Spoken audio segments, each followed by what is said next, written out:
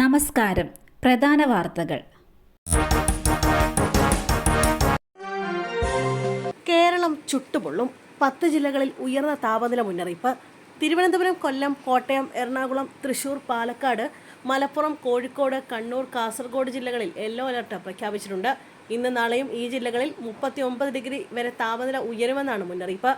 അതേസമയം സംസ്ഥാനത്ത് അടുത്ത 5 ദിവസം ചില ജില്ലകളിൽ ശക്തമായ മഴയ്ക്ക് സാധ്യതയുള്ളതിനാൽ യെല്ലോ അലർട്ട് പ്രഖ്യാപിച്ചു. ബുധനാഴ്ച പത്തനംതിട്ട, ഇടുക്കി, പാലക്കാട് ജില്ലകളിലാണ് അലർട്ട്. വ്യാഴാഴ്ച പത്തനംതിട്ട, പാലക്കാട്, വയനാട് ജില്ലകളിൽ യെല്ലോ അലർട്ട് പ്രഖ്യാപിച്ചു. ഒറ്റപ്പെട്ട ശക്തമായ മഴയ്ക്കാണ് സാധ്യത. കോഴിക്കോട് മെഡിക്കൽ കോളേജ് അത്യാഹിത വിഭാഗം പ്രവർത്തിച്ചു തുടങ്ങി.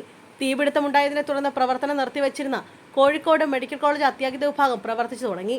പഴയ അത്യാഹിത വിഭാഗം കെട്ടിടത്തിൽ യുദ്ധകാലാടിസ്ഥാനത്തിൽ അത്യാഹിത വിഭാഗം തുടങ്ങുകയായിരുന്നു. ഒഴിപ്പിച്ച അത്യാഹിത വിഭാഗം ഒരാഴ്ചയ്ക്കകം തുറക്കുമെന്നാണ് കരുതുന്നത്.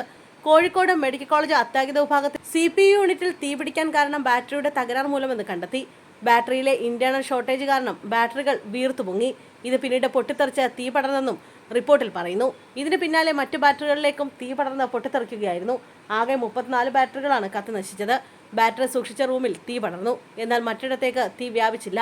ഇങ്ങനെയാണ് കെട്ടിടത്തിൽ നിറയെ പുക നിറഞ്ഞതെന്നും കണ്ടെത്തി. ജമ്മു കാശ്മീരിൽ വാഹനാപകടത്തിൽ 3 സൈനികർ മരിച്ചു. റംബാനിലാണ് അപകടം. വാഹനം തെന്നിമാറി കൊക്കയിലേക്ക് മറിഞ്ഞാണ് സൈനികർ മരിച്ചത്.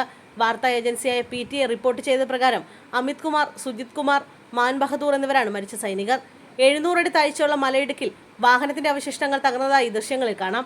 ജമ്മുവിൽ നിന്ന് ശ്രീനഗറിലേക്ക് ദേശീയപാത 44 പോകുകയായിരുന്ന ഒരു വാഹന വ്യൂഹത്തിന്റെ ഭാഗമായിരുന്നു ട്രക്ക്. രാവിലെ 11:30 ബാറ്ററി ചാഷ്മയ്ക്ക് സമീപം അപകടമുണ്ടായി. Indian army, Jammu Kashmir police, സംസ്ഥാന ദുരന്ത നിവാരണ സേന, പ്രാദേശിക സന്നദ്ധ പ്രവർത്തകർ എന്നിവർ രക്ഷാപ്രവർത്തനങ്ങൾ നടത്തുകയാണ്. പരീക്ഷയ്ക്ക് 2 ദിവസം മാത്രം. ആലപ്പുഴയിൽ എഞ്ചിനീയറിംഗ് വിദ്യാർത്ഥിയെ വീടിനുള്ളിൽ മരിച്ച നിലയിൽ കണ്ടെത്തി. ഭരണിക്കാവ് വെട്ടിക്കോട് പാലവിളയിൽ അലണ്ണെ മാത്യുവാണ് മരിച്ചത്. 20 വയസ്സായിരുന്നു. നൂറനാട് പാറ്റൂർ എഞ്ചിനീയറിംഗ് കോളേജിലെ 2ാം വർഷ വിദ്യാർത്ഥിയാണ് അലൻ. 6-ാം തീയതി പരീക്ഷ ആരംഭിക്കാനിരിക്കെയാണ് മരണം. പോലീസ് സ്ഥലത്തെത്തി ഇൻക്വസ്റ്റ് നടപടികൾ പൂർത്തിയാക്കി. മൃതദേഹം ആശുപത്രിയിലേക്ക് മാറ്റി. ആത്മഹത്യക്ക് കാരണമെന്തെന്ന് വ്യക്തമല്ല. വേടന് സർക്കാർ വേദി. നാളെ ഇടുക്കിയിലെ 4ാം വാർഷികാഘോഷ പരിപാടിയിൽ പങ്കെടുക്കും. സർക്കാർ 4ാം വാർഷികാഘോഷ പരിപാടിയുടെ ഇടുക്കി ജില്ലയിലെ സമാപനത്തിലാണ് വേടന്റെ പരിപാടി സംഘടിപ്പിക്കുന്നത്. എന്റെ കേരളം പ്രദർശനമേളയിലാണ് നാളെ വൈകിട്ട് റാപ്പ് ഷോ നടത്തുന്നത്. മുമ്പ് കേസിന്റെ പശ്ചാത്തലത്തിൽ വേടന്റെ പരിപാടി മാറ്റിവെച്ചിരുന്നു. കഴിഞ്ഞ 29-നായിരുന്നു വേടന്റെ പരിപാടി ഇടുക്കിയിൽ നടത്താൻ തീരുമാനിച്ചത്. എന്നാൽ 28-ന് കഞ്ചാവുമായി വേടനെ ഫ്ളാറ്റിൽ നിന്നും പോലീസ് പിടികൂടി. തുടർന്ന് പരിപാടി റദ്ദ് ചെയ്തു. എന്നാൽ ജാമ്യത്തിലിറങ്ങിയതിന്റെ പശ്ചാത്തലത്തിൽ ഇപ്പോൾ വീണ്ടും പരിപാടി സംഘടിപ്പിക്കാൻ തീരുമാനിക്കുകയായിരുന്നു.